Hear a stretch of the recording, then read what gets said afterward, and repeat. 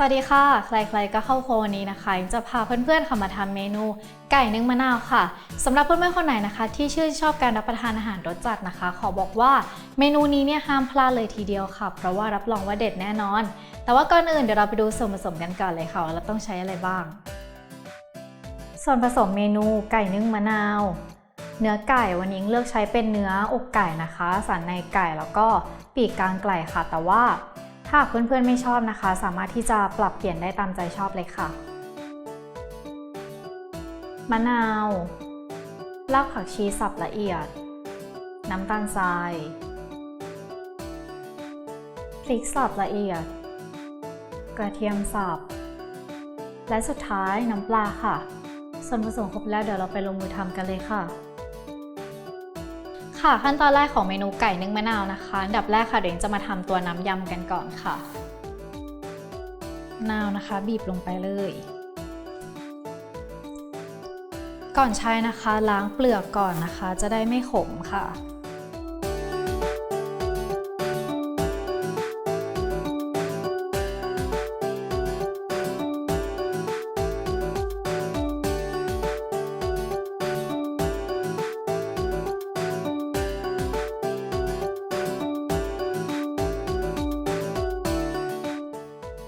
ตามด้วยน้ำปลาค่ะ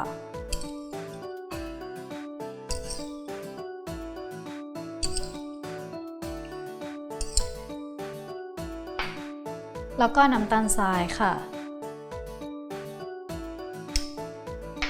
เดี๋ยวนะคะก็จะคนค่ะให้ตัวน้ำตาลทรายของเราละลายดีซะก่อนค่ะ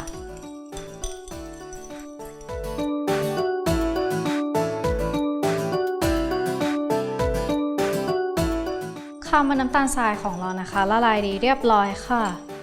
เดี๋ยวเราก็จะมาใส่ตัวรากผักชีนะคะสับลงไปตามด้วยกระเทียมสับค่ะใส่รากผักชีสับนะคะเพื่อเพิ่มความหอมนะคะแต่ว่าถ้าหากใครนะคะไม่ชอบกลิ่นก็ไม่ต้องใส่ก็ได้ค่ะตามด้วยพริกซอยค่ะ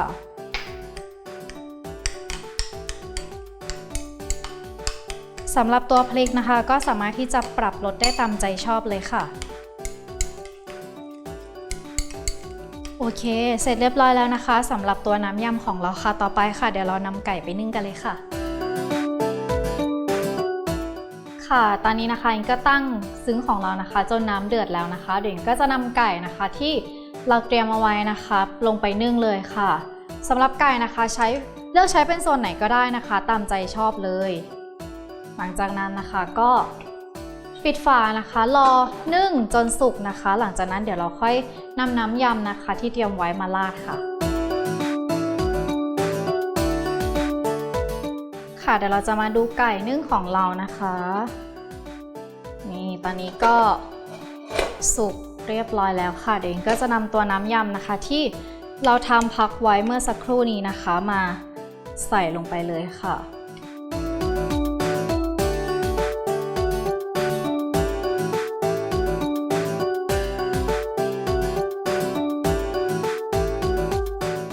ลืมบอกนะคะตอนที่เรานึ่งนะคะมันก็จะมีน้ำไก่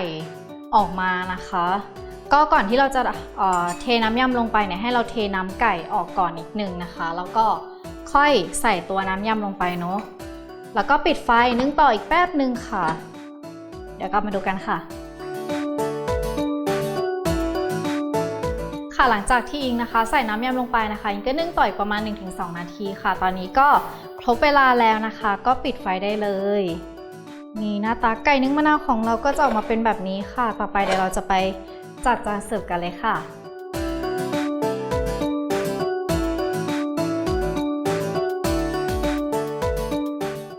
และนี่นะคะก็คือรูปร่างหน้าตาของไก่นึ่งมะนาวของเราค่ะเดี๋ยวอิงก็จะมา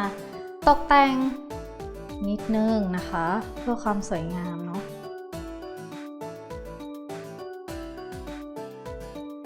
แล้วก็กระเทียมนะคะ